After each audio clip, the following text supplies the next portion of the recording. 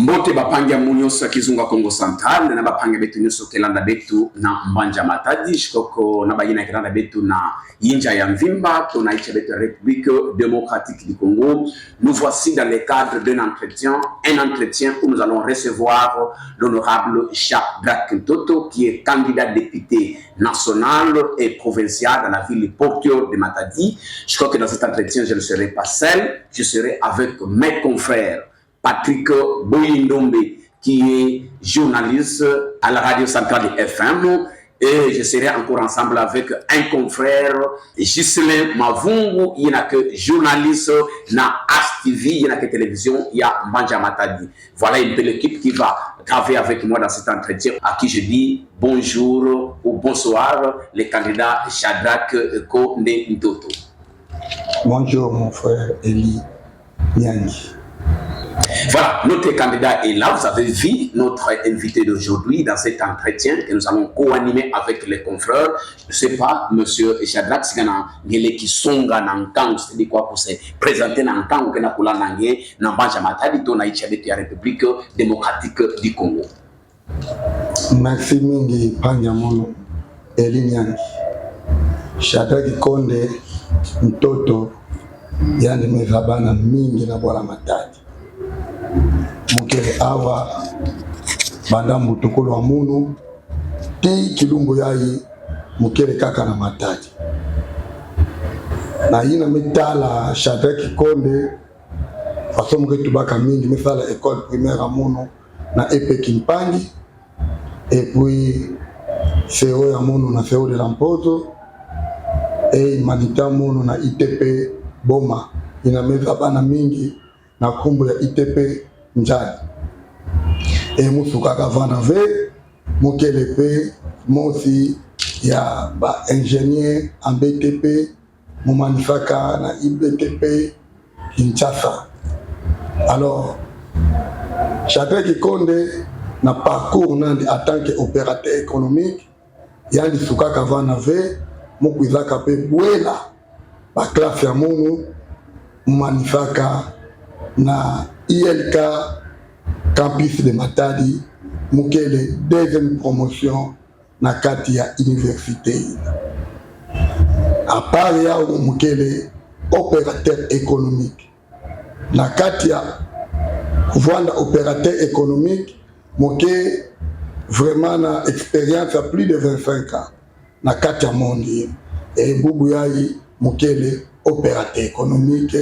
Entre-temps munu KLP politicien la kati ya République démocratique du Congo. Voilà, betu melanda panga betu jikoko présentation na nimesala ile betu tubaki ina ke candidat betu ke yama mbabugu yayi mutu ba betu ke vwanda trilingue c'est quoi betu ke tubaki Congo betu ke tuba lingala betu ke tuba français. Je crois que candidat betu ke vwanda un peu ouvert ça mona communication ya luta na mutilo mosi ya mbote. Voilà, panga betu Shadrack Konde Ntoto betu okengeke candidat na ville ya Matadi, candidat député national et puis candidat député provincial na Mbanja betu ya Matadi. Au fait, parce que na kutuba mingi que no bubu samunge baka mbongo il faut kwenda na politique. Ngedia kaya u metindange kenge postuler étant candidat député national et député provincial na Mbanja Matadi. Mbanja umelandaka émission ya président Gbagbo ani tubaka play bake kwendaka sosa mbongo na politique ve bake kwendaka na politique famu na kuservir population ngemeka kwenda na politique na idée ya kusosa mbongo ngeke tu la population na manima. Shadrack Konde kona sosa mbongo na politique ve faso ba Kongo ke tubaka Shadrack Konde Beteme Kuma Nande Ngumuka. Nous avons plus de 50 ans d'âge. Alors, femme na kutuba mbongo, mungu na sota mbongo na politique. Parce que yina kena munu, femme na munu, yale na servir munu, vie ya Mvimba, famille ya munu, peba na munu. ukwenda sosa mbongo na politiki ve mene kwiza samuna usadisa ntango ya vile ya Matadi et pourquoi pas Congo central ya Mvimba et République démocratique du Congo. Hanya munu fatiki bo ndombe sikana nikena question ngeli musa honorable Shadrack Kikonde Ndoto. Merci beaucoup Elinyanga Mpanyamunu. Alors moi j'aimerais m'adresser à l'honorable qui est encore jusque-là candidat, Shadrack Kikonde. En fait, en vous suivant religieusement, j'ai eu à comprendre que votre motivation n'est pas de vous servir des caisses de l'État, mais de servir la population. Quel serait alors votre combat une fois élu? Mais également, quelle est la différence entre ce que vous êtes en train de dire et ce que nous constatons et ce que la population constate? C'est qu'à un certain moment, la population a dû accorder confiance à ceux qui n'avaient pas d'argent, se disant ils auront le cas, traiter les cas ou les problèmes de leurs confrères vivant dans la pauvreté. Cela n'a jamais été résolu. Ils ont fait confiance à ceux qui avaient de l'argent, mais également ils ont composé ce que nous disons l'abondance ne nuit jamais. Quelle est la différence que vous pourrez apporter et quel serait votre combat? Est-ce que le même combat sera au niveau de l'Assemblée nationale et au niveau de l'Assemblée provinciale, où vous avez certainement des différences parce qu'il y a également une différence entre Assemblée nationale et provinciale? Et justement, vous avez tellement raison. Lorsque vous êtes opérateur économique, au sous-entend, vous avez l'expérience sur le plan économique. Lorsque la population veut nous comparer avec ceux-là qui ont récupéré la parcelle d'impérium, qui ont dirigé la province ou la nation, avaient des moyens. Justement, oui. Tu peux avoir les moyens, mais est-ce que vous avez le cœur de défendre ou d'intervenir pour les comptes de la population? Parce que lorsque vous êtes là pour la population, et cette population doit aussi sentir les retombées. Mais lorsqu'il n'y a pas de retombées dans le chef de la population, sachez bien que la personne, il est allé se servir. C'est ça d'abord la différence. Shadrack Kikonde n'est pas un petit garçon, il n'est pas un méfier, on peut négliger, même au niveau national que provincial, mais Shadrack Kikonde pèse. S'il y a des gens dans cette province, Kinshasa, et les gens qui dirigent ce pays donnent du crédit, Shadrack Kikonde aussi est parmi eux. J'ai fait la politique d'une manière la sous-jacente, mais je ne voulais pas très remarquer sur le terrain, parce que lorsque vous combinez les affaires et la politique, on va vous étouffer. Raison pour laquelle moi, en tant qu'opérateur économique, je faisais la politique d'une manière la sous-jacente. J'étais avec Kimafi, et Kimafi, il avait un monsieur comme moi, j'étais à la tête de la jeunesse. Après Kimafi, j'étais membre de l'IDPS. Ça fait beaucoup de temps, mais je ne voulais pas me faire remarquer. Alors, la différence entre Shadrack Kikonde et d'autres politiciens ou les députés qui ont eu la grâce d'être élus, il n'a rien, mais il a aussi des moyens, après un certain moment, après être élu par la population qui sont marginalisés, parce qu'ils n'ont pas cet amour-là d'être en contact avec la population. Raison pour laquelle moi, je ferai la différence. Pourquoi je ferai la différence? Parce que je suis proche de la population. Je suis toujours avec la population. Je peux commencer de 8h jusqu'à 0h. Je suis toujours avec ma population de Matadi. Alors cette différence-là, je ne pense pas. vous pouvez parcourir le bureau politique, des regroupements. Vous n'allez pas trouver des gens comme le bureau de Shadrack Konde. Cela déjà prouve en suffisance que Shadrack Konde fera de mieux en mieux lorsqu'il sera élu député national ou provincial. Donc la différence, vous allez le savoir sur le terrain. Nous pouvons dire, nous pouvons parler, mais ce n'est pas pour rien que la population vient parler vers moi.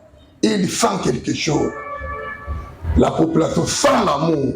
Vous avez déjà dépassé la cinquantaine et vous venez de dire tout à l'heure que ce n'était pas dans votre nature de vous afficher. Curieusement, les élections de 2023, Shadrack Konde s'affiche. Est-ce une forme d'aubaine pour se dire, bon, je tends vers le déclin de l'âge et il me faut accomplir cela comme un gain que je laisserai peut-être à ma progéniture, que j'ai été aussi député, ou j'ai servi d'une certaine manière à la politique. Quelle est la motivation qui vous pousse à sortir de votre coquillage? Moi, ce que je pouvais vous dire, nous sommes parmi des gens qui sont en voie de disparition. Pourquoi je dois le dire? Ici à Matadi, parmi les opérateurs économiques, je suis l'un des opérateurs économiques émergents. L'intelligence que j'ai sur le plan économique, sur le plan entrepreneurial. Alors, la vision de mon chef, la vision de Félix Antoine Tshisekedi, de promouvoir les entrepreneurs congolais. Lorsque j'ai senti à lui cette intelligence-là, de faire évoluer les opérateurs économiques, parce que c'est du jamais vu. Nous venons de familles très pauvres. Pour trouver un $100 pour démarrer les affaires, nous avons connu des problèmes. Et aujourd'hui, nous avons un président de la République qui donne la grâce aux opérateurs économiques en leur donnant les moyens d'être les millionnaires. Alors, le président de la République ne peut pas demeurer seul sans y avoir notre intelligence. Il est intelligent, mais il peut lancer un défi sur le terrain. Il peut faire quelque chose sur le terrain. Mais lorsqu'il n'a pas autour de lui des gens capables, intelligents, qui peuvent lui accompagner par rapport à sa vision, cette vision-là ne sera pas aboutie. Il a de bonnes idées. Il est vraiment important qu'il soit à côté de gens qui sont forts en cette matière, tels que moi. J'ai de l'expérience, j'étais le vice-président chargé de questions politiques et syndicales de la Copemeco. Nous avons proposé des lois. Et ces lois, on avait même adopté au niveau du Parlement, Assemblée nationale. Mais il n'y a pas la motivation. Et ces lois-là est restée en morphe. Donc une manière de dire que si... En tant que je termine, nous voulons accompagner les chefs de l'État. Nous avons de l'intelligence. Aujourd'hui, il y a des lois promulguées. Mais l'applicabilité de ces lois, jamais il impacte sur le terrain. Le président de la République a financé plusieurs opérateurs économiques, voire même dans cette province. Nous avons vu mes frères opérateurs économiques de la province. Ils ont financé des millions de familles, de familles. Mais comme ils ne sont pas protégés par la loi, et je vois, il y a d'autres opérateurs économiques qui commencent à dire non, il y a Vandaka, des comptes finaux à nous sommes dans le Congo. Pour moi, ça me fait mal. Alors, le président de la République peut financer les Congolais. Mais lorsqu'il n'y a pas de loi qui détermine les champs d'application de chaque opérateur économique, tel que les expatriés qui ont adopté le Congo comme leur deuxième patrie. Mais à la fin, ce qu'ils font sur le terrain, plus même le M23. Plus même le M23. Comment quelqu'un qui est opérateur économique, importateur, il a les moyens d'importer tout un navire de marchandises. Et cet opérateur économique expatrié commence à faire le commerce en gros, en détail. Même arriver même dans nos villages. Or, sur le plan économique, agronomique, tout ça là, l'opérateur économique, lorsque, par exemple dans nos villages, il a des moyens, il a son dépôt au village. Il vient acheter à Matadi. Il a son dépôt, il vend et directement l'intérêt est renversé au niveau de l'agriculture. Ça crée aussi l'emploi à ce niveau-là. Et non seulement ça, il a aussi des moyens de devenir comme nous. Mais lorsqu'il est déjà bloqué au niveau de la base, et que ces gens-là qui ont accepté de vivre avec nous, des multimilliardaires, bloquent le Congo sur le plan économique. Le président de la République peut donner aux Congolais des millions, ils ne vont pas évoluer. Parce que moi, je viens du néant. Mais je connais comment ce secteur-là peut, je dis bien peut, ou pourrait nous aider à évoluer le Congo. Plus que même d'aller chercher l'emploi à l'ONATRA. Voilà, ok, je crois que nous avons un candidat député betu ya Mbanja Matadi, Shadrack Konde Toto, il y a betu na plateau ya betu na entretien betu kulumba bubu yai entre confrères ya Mbanja Matadi. Je crois que nous avons umelutisa Kinjonjolo na panga betu Gislin Mavungu, samani yuvu sadia kambi Kiuvu ina neme publikilani. Merci beaucoup, Monsieur Shadrack. Espérons que vous soyez élu pour que le mot honorable puisse avoir beaucoup plus d'efficacité et d'estime et d'ampleur, pourquoi pas. Question d'Angeza Lingala. Monsieur Shadrack, Tomoni, Bazobenga Mikolo Mope Pasika, Ozam Motomoko au Bimisiko, au commis visible dans la politique. Mais ampleur, au Yozui, na Mboka Matadi, sur Ozokende, Bazobe la Kombono Shadrack, Okende Kombo Shadrack, et l'ourni na Malunga, Oyosen na Matadi Penza. Oyo batu bakoyi ko tanga kombo na yo boye oyo pe koki ko sala ke o rivaliser na bandeko na yo ba candidat pe na niveau ya national pe na provincial. Et en plus pe en tant qu'opérateur économique yebisa biso na niveau na yo ya ki opérateur économique eloko nini penza oyo koyi ko justifier que oza penza opérateur économique monene nengo tikoloba na niveau ya Matadi Congo central, pourquoi pas Namboka Nabiso RDC? En tout cas, na feteli mingi na ba question na. On pose ngai ba question mibale. Moko olobi ndenge nini batu bazobenga yo Mope Pasika mais directement aux partout. Papa, oyebi ngai Shadrack na fandi mingi na population eloko moko te eleki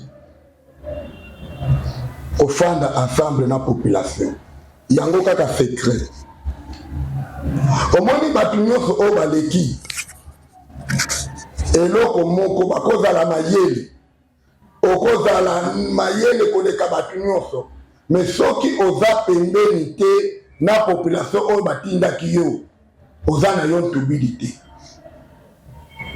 parce que ngai nde mutu natindi yo nde il faut oya koyoka oyo ya ngai mpo babenga yo ntubili mais soki yo solo koloba par rapport ya yo oza ntubili te napesa exemple badepute mponi ngai nalobela bango ke bokono kolobela biso problème ya péage parce que parmi babiloko oyo ezoboma monde ya transport péage eza secteur oyo okozala na mituka ata combien mbongo nyonso ekoma kokende na péage na leta congolais lelo okomema biloko olongoli marchandise na port okende yango na Kinshasa bafuti yo $2000 mais na $2000 wana péage na péage eza $500 aller retour omemi charge ozongi vide charge wana ofutela yango péage ozonga nango susu ofutela yango péage balongoli $500 olongoli $600 ya carburant ou $700 ya carburant otikali na $800 olongoli mbongo ya wina chauffeur otikali na $600 baye kosenga yo lisusu na meme eleta wana ofuta TVA wana ezali na montant total ya transport 16%. Donc au sous-entend il faut longola sous $450 et yo tosombi mutuka ozotikana na $300 wana na fin de l'année il faut ofuta susu oyo ezali impôt et taxe domaniale nyonso il faut ofuta yango impôt na bataxe il faut futa na $300 wana otikali nango et non seulement ça il faut futa INFR faut futa assurance faut futa nyonso oyo eza lié na transport futa batravailleur mutuka wana eza na panne kame efandi 5 ans na maboko na yo bango bazokontinue kotanga yango na ndenge yo osombelaki yango oke koma ekokende na Kinshasa ezongi meme kami wana ekomi kokufa mbongo okende nango ezongi ozwi mpe eloko te mais leta koya aniki yo nombre de courses totales MGT apesi yo otikani eloko moto okomi na retard ya paiement batravailleur leta azozwa no biloko wana tolakisa yango na badepute na biso nani akolobela yo oza public ya kango par rapport ya nini tolongo na secteur wana toye na niveau ya population soki totali bango bien secret moko te oyo population avivaka nango na nombre ya bato toza nango na Congo eleki petit commerce tozomona bamilliers ya activité oyo eza déterminé bakotia par exemple mindele na ville boteka gros bakongolais bateka na cité eza te mindele wana zoimporte eloko aketa susu boutique na ye ti na mvwadu esika biso tobandela bafaire. Mais est-ce que bino bolobela bokangana en tant qu'opérateur économique beaucoup mais yango tozoloba na parlement mayele wana bango baza nango te bango bazoloba baza na expérience mayele parce que bakusanaka pembeni na population te bayoka place biso tozomona luka na cité so okomona susu magasin ya congolais okomona yango te mais mama akozwa depo na ye ya mwana oso atie na mvwadu ateki lobe akosomba akotangisa bana na ye asali mwa boutique na ye biso tobande na maboutique nga na bandaka na minkondo après avoir kosilisa baetide na ngai mwa boutique ya moke etina ye kokoma na bamagasin na ville. Nous devons éviter la concurrence déloyale. Est-ce que tant que vous êtes dans le Parlement, vous avez bien sûr qu'ils ont un mais nous allons motiver. Le président de la République a dans la poste à la motive. Avec la poste à la nouvelle classe politique. On va approcher la population. Si on est en danger, okuti baveve bayebi ngai ye bayebi ye okeba mama mikolo ozoyamba bango na nzoto okomona mama mosu azobela na hôpital lobi akokufa na likolo ya 50 000 me ye osalisi mama wana abika me bango bakimaka bamama wana yango ozomona partout kombo Shadrack Kikonde ezali partout bamosusu babimi kaka oyo aza mokonzi ya province me abimi kaka na moment baélection est-ce que amonana na population moyo okolinga balinga o ndenge moko na Shadrack Kikonde ndenge ye nini yango ozomona partout bazolobela kombo Shadrack Kikonde mama aza na difficulté na salisi akufeli na assiste ye azobela kende hôpital sokende kinkanda tuna badokter okoyoka kende salaka expérience wana kende na hôpital okoka bamosusu babukani même les jeunes kende okokuta na ville ya Matadi bakozala même veille baza na hôpital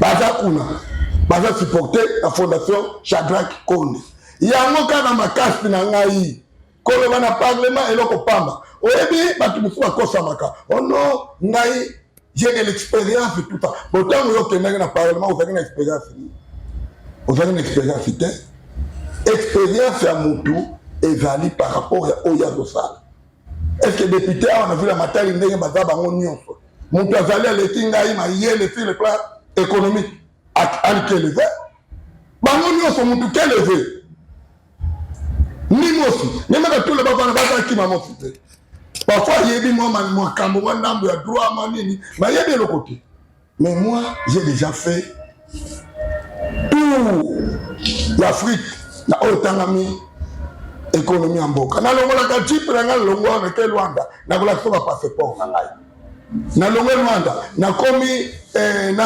Namibie Zambie Tanzanie nakebima na Goma nasalaka ngo nazotala ndenge bamboka wana ezodéveloppe mais ya biso ezodéveloppe te même banzela bazokumisaka bato mosusu basali banzela na mboka oyo biloko wana eza basiècle leka moi tant que jeune je ne peux pas le faire nakosala yango te mboka edéveloppaka na bato ya mayele lokola biso oyo bango bazomona eza mayele pa na ngai namona yango mayele te parce que Matadi depuis tobotama ezalaka boye. Voilà, avant de répondre ma deuxième question, au nom répondre était sur Babloko Yosali déjà, à niveau ya Matadi awa. Alors, ndengo tu koloba wana, donc on y koloba que ba oyo bazaki liboso na yo na députation provinciale to na nationale, ba ça le côté. Bon, koloba ba ça le côté c'est trop dit. Basali na bango mais ba comité bambula basali ba comité ba distraire population ti biso to tambolaka et puis bango ti bazona ba parlement ngala déjà patron donc bango ti bazokende ngala déjà patron donc ekoluka mbongo te na donc non bango tango bazokende bango tout tokotanga bakombo te ngala déjà patron so mbongo na yo ezambongo banani ezambongo na yo te ba salaire ba invisible ba nini lokoza déjà patron donc pour na yo ezo occupé te mbongo ya wa mbongo ya parlement ba $20 mbongo wana nana kosimba ngo na maboko te kokende na fondation na nga salaire wana na kosimba ngo te nalinga lakisa bango ndenge kosalela mosala omoni il faut toyebaka mbongo ya députation eza longola ndambo na yo ya salaire kanisi la peuple wana pindi tata mwasi na ota votaki yo poko ma député yaya na yo te mama na yo te meme basangani famille na yo mobimba mutu akolekisa yo député azate yo tango yo vi olobi ke oza tubi na nkambo yo nde mutu ozolobela nkambo wa mais biloko nini si oloba oyo eza na baretombe na bana Matadi be Congo central be pays mobile exact mais nga kanda nazokende nango po tolobi tozokoka te il faut tolobela bango na mondi nyonso tokosala tokodevole nyonso te ezali mais bango bazosala nini mpona Congo mais biso soki tozwi grâce wana ya kokóma na niveau wana bongo baoyo baza na nsima na biso baleki na biso baoyo bazosisa baklasse na bango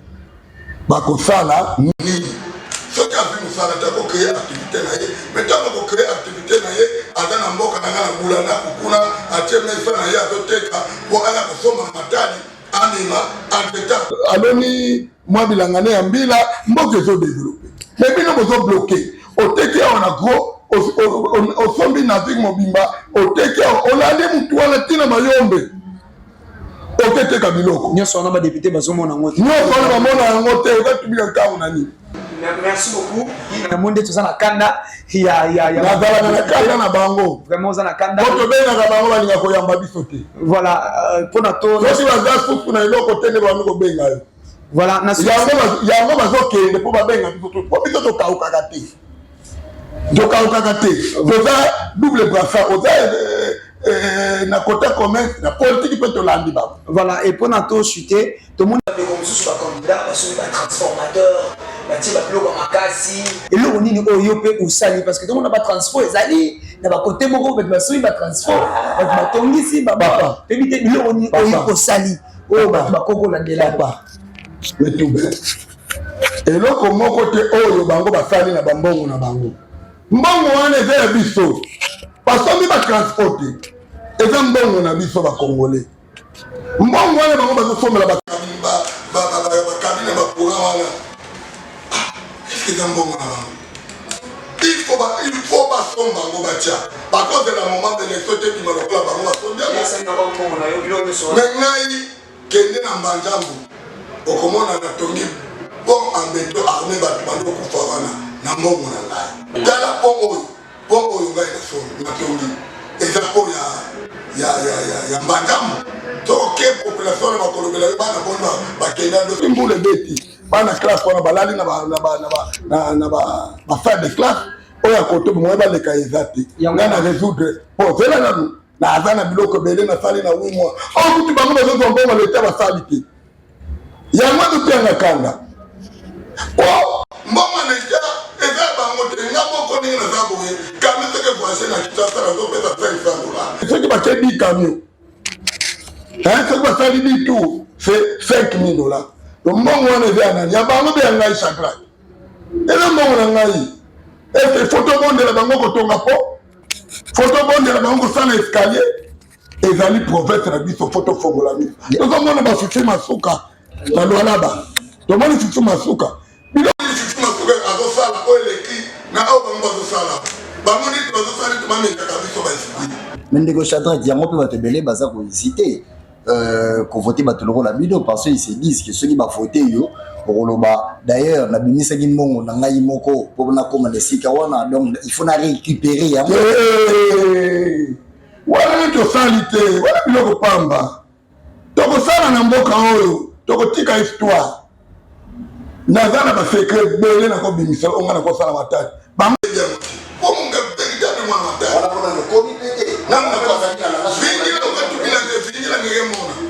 omoni na 8 mois kaka natongi pont natongi depine wana mona kokontinue kuna tawe kesala 320 mètres depine na lemba yake kuma tina zulu abao este waini wamekuma te kuna zulu mumekuma kuki population lombamu ya mesadi na bao depine mekuma na de place nyonso bamelomba munda na 8 mois ya mesadi na bao ya na sali ya ngamoko okomi na lekoko komona escalier mesadi na bao place na bato baleka kubwa ngolo mesadi na bao nyama kuza na biaku jour moko na mitingi kuna bametubina mo Shadrack Konde yo soki réellement oza mwana ndemba oza mwana mvwalu oba musapasoli na osaka na kozala mwana mvwalu obiso tokota na mvwalu wana mvwalu zamba me bato mosu balobi mpona nosala te vela bakomona sikoyo vela nasilisa kokata ngai te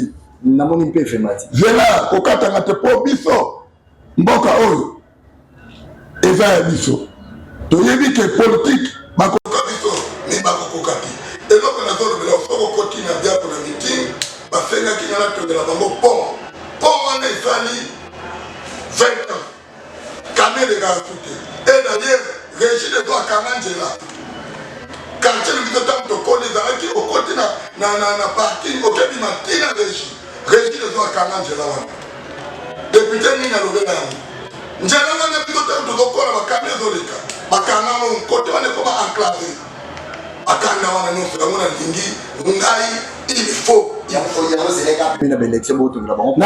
nazosala po wana ya 20 ans po wana 20 ans soteleza salisa bakile nango le po wana toti tozokoma mois prochain nasilisi po wana ya 20 ans non okomana kutu na kokoma suku kanda kosala yango mpona lakisa bango ke kosala ezai kovotenga te me bana mvwadu kuna na mvwadu namoni te mutu bakovote kuna kodeka Shadrack na mvwadu wana eza chef nanga mboka wana soki lelo nazotya éclairage public ezobanda na parking ya mvwadu tina biako wana bademonstration balobi ono Shadrack Ikonde alobi akosi bango na kosomba kabine ya 600 kVA ou 800 kVA na kosomba bango na Chine te na Allemagne. On a na premier salaire ya député. Premier salaire te na mbongo na nga moko.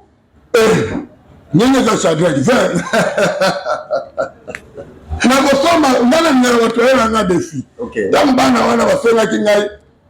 Basengaki biloko bisatu. Bazolanda yo. Bazolanda na yebi. Toyebi ba député ba promettre même. Omengai explique pas. Mengai na ko promettre bango. Mais bango bazomona pe bisifu na totika. Ngai na bia kujuku na kendaki bafenyi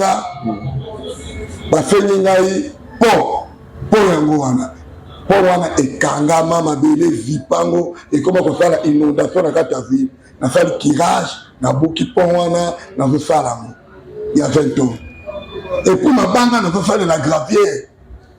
Parce que comme on avait du domaine, il faut faire des matériaux appropriés pour les faire. Gravier, sable, ils ont été à Kinshasa. Nous sommes par tonnes et tout. Soit quelqu'un nous remonte. Et puis nous avons le béton à ma bonne côté. On est pour faire un terrain à ma bonne côté. Nous avons des bétonniers. Des matériels, nous avons construction. Alors, quand on a des salles, et qu'on file. Et puis nous avons été calés dans la vente. Pourquoi on a été calés? Alors, quand on a été calés dans la vente, nous avons déjà. Nous avons été calés dans la vente. Vous avez menacé bon? Eh, nous avons menacé bon. Comment ça, là, il est côté? Nous avons promis que nous avons signé courant. Nous avons Kaboli, nous avons signé courant. 300 mètres. La population, au moins, na maman, au moins, c'est quoi? Il y a 1000 personnes. Même on a $10,000 dans la poche aussi là. Nous avons mawa. Et c'est bien que tu aussi ça passe dans ma montée. Et ça na charge na bisoté. Mais tu es obligé à courir des bambous. Na voie de l'eba lobi na voie de na sali na ndemba na prometteur ki bango cabine. Amtu wani ko le kawani ono ponga papa na ngaza na mbongo ngai Shadrack azoloba akosoma cabine akokoka te. Akonsidere ngalo wala papa na ye. Watu wana baolo babiloko wana. Ngaza papa na ye. Soki papa na ye asomba ka terrain wana baboti libanga boy. Mais biko to soma ba parfait na mbongo ebele. Alors, cabine tokocha yango na ndemba. Na kocha cabine wana na incha nkondo ino. Na kocha cabine wana. Do yeso ka moni alo to ba na cabine ko tu wana te. Alo ngola kombo papa lubola na mvwa. Alongola kombo ya defe papa na nga longola mona mvwa soki cabine ko tuwana te et puis ko uta Chine te ko uta Allemagne cabine wana ko kota kuna yo le kaba cabine wana oyo barucha sinani yemo ba voye Fabino agoluna cabine ke cabine ine pamba pe ya bien na ba câble ko uta Allemagne oyi ba député oyo to ponaka na provincial tina yo kaka ke ono baboyi na bango ko voter gouverneur oyo bapesi bango na population baboyi ye akeza corruption okoyoka mutu soso bapeke $50,000 kama basoni wana choni yo koma yo député apesi voix na ye ni peuple apesi voix na ye mais yo bakesomba ona mbongo na $50,000 ngana kotia osala mutu et puis babano banda kopusa na pembeni nga bakolobelanga babetisi wana oyo apesi $50,000 na ngoye mseka papa tikaka soyo nina detfa yo ofuta malembe ofuta papa yango mutu akokende na politiki piaka te eza faute ya population na biso omoni ke mutu oyo aza meme mpa na ndako aza meme mpa na mutuka aza meme mpa na eloko nini ozolo corrompre ye mpo azwa mbongo ya liboso akozwa po asomba ndako po asomba mutuka mais pas na ngai soki olingo corrompre ngai po nasombela ngoni ndako mutuka po natinda bana na poto po bana na otanga deja na poto bon yo olingo corrompre na po na fani po na bakisa 50 000 omoni pas de mpeme balingaki baloba no Shadrack yo sala desi bapesa yo mbongo no bopesa na bapetio bazali na larte ya pamba oyo zoka faci beton oyo aza président na ngai Shadrack oyo aza na bavision ya kosoutenir bakongole bakoma bamillionnaire ye nde mpenza papa na nga mpenza noti idole na ngai nani oh et puis avocat na kutu nei wala kutu baseki bododo mais pas tout zo le ka solo bigaka yo kutu lo bina komba fatite soko lo beli bango kake président na bino boko vote comme ne ko na mama mkoro zo ba numéro 20 awa na ville ya Matadi na Congo Central ya Mvimba soki Félix akozwa 98% 2% ekotikala bato mosusu.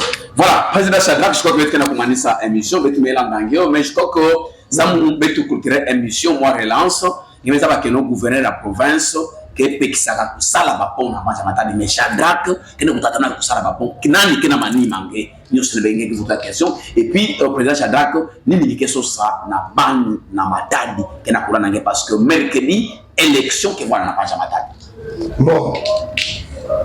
Guy Mando anike gouverneur mais y'a les pays qui sont ça la porte en voie de est-ce qu'il y a un envoi non ma minsi kukena kupeki ça dit tanga minsi quoi ba non mais faut pas faire émission minsi kukena kupeki ça est-ce que ba inondation ngeno sala makuna na minsi kuna baba na kusala balenda kwa na sala yao azo sepela Shadrack sala asa contre ngate soko lobi mutu azana sima na nga ce n'est pas vrai Guy Mando ayebi ke Shadrack azosala bien omoni tango no sa stade ngala yebi seke ke ba conseil ba fo na seke na lobaki na télé 50 ba conseil na ba fo ba ngode wa conseil stade wana sur le plan timing omoni tango zotonga za ingénieur eloko liboso tango zotonga ezalaka matériel au-delà sima tout loko no se kotaka na construction faut dans la prêt ya mi ba le faut dans le matériel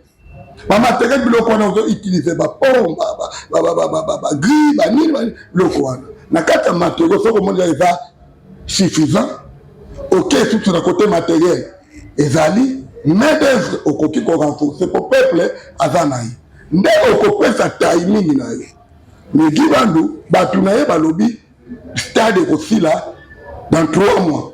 Mais tu peux condamner Guy Mando. Période électorale. Mais tu peux condamner. Parce qu'il y a un constructeur. Mais ce qui est gouverneur, Shadrack qui compte. Malamoko conseil, on a un Koukandi. C'est un mauvais conseiller. Parce que timing de construction, il y a ouvert 3 biloko wana ya monde ezalaka na construction. Matériel na main-d'œuvre.